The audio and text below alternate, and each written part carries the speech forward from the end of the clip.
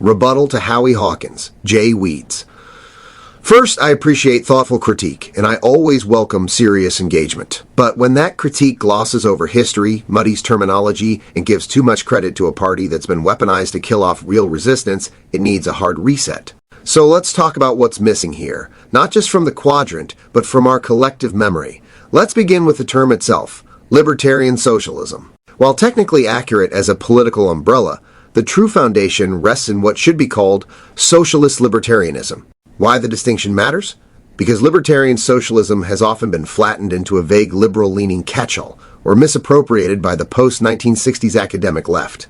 But socialist libertarianism, as practiced by anarchists, mutualists, anarcho-communists, council communists, and syndicalists, is the original revolutionary anti-state left. It is bottom-up, decentralized with federation, rooted in worker control and mutual aid. And within that umbrella, libertarian socialism stands as its own distinct ideological thread, like anarchism or mutualism, with its own history, literature, and specific strategic focus.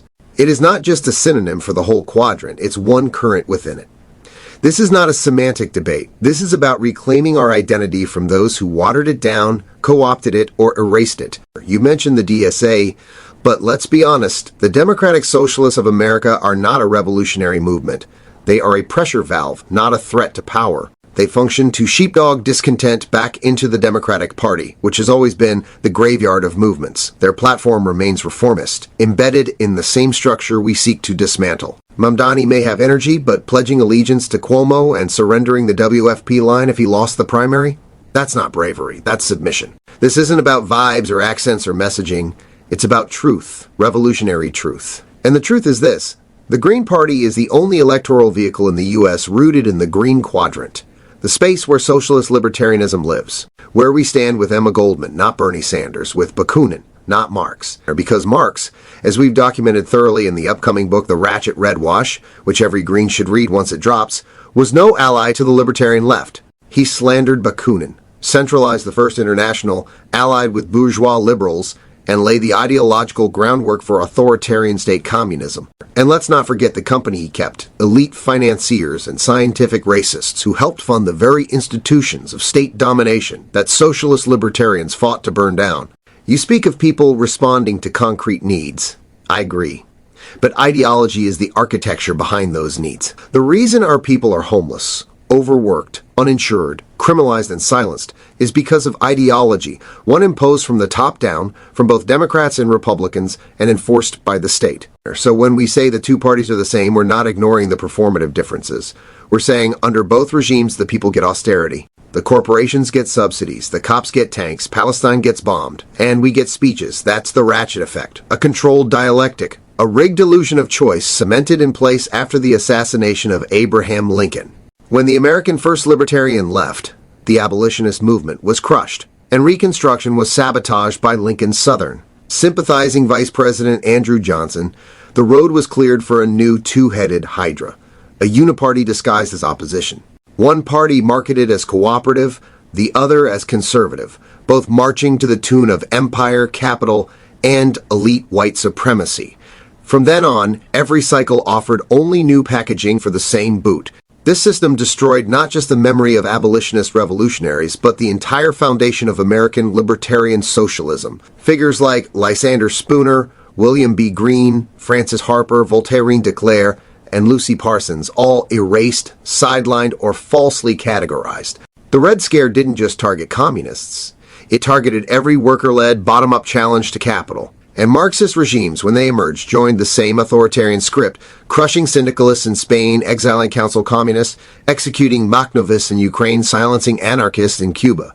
So when Howie invokes modern Ukrainian anarchists while defending structures like DSA that prop up authoritarian leftism, it's a contradiction worth confronting. What about the Ukrainian anarchists that were betrayed and slaughtered by the Marxists? What about the real libertarian revolutionaries, erased from the textbooks, flattened by both capitalist and Marxist empires alike?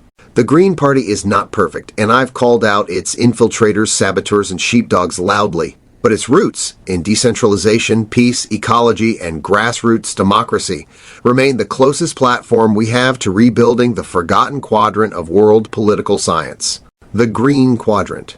And if we reclaim it fully, If we unite the syndicalists, the anarchists, the mutualists, and the real libertarian communists, that's when the real revolution begins. I know I'm not a polished voice. I didn't grow up knowing the right academic words. I didn't come from money or universities. I came from the street, from trauma, from foster care, from a system that tried to break me.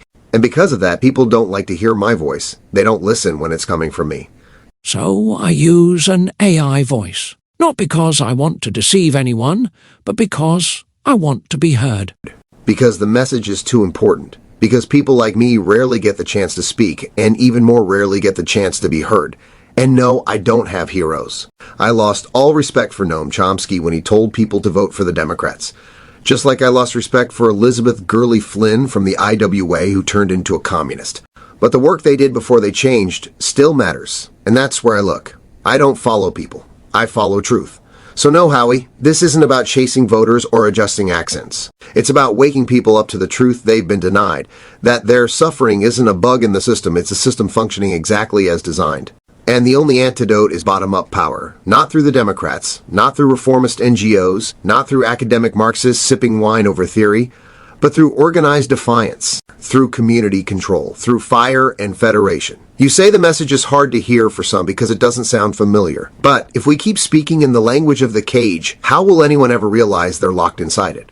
If we play dumb to keep company with others who've been misled, we all stay trapped. Here's the analogy, Howie. Imagine a cage. And inside it, people are running around, trying to find a way out. If you pretend the cage doesn't exist just to avoid scaring them, you're not helping. You're just running in circles with them. The only way out is to understand where the walls are. And if you don't point out the trap, no one escapes. We don't need to dumb it down. We need to smarten it up, speak clearly, speak loudly, speak the truth. This is the revolution. And it starts in the green quadrant.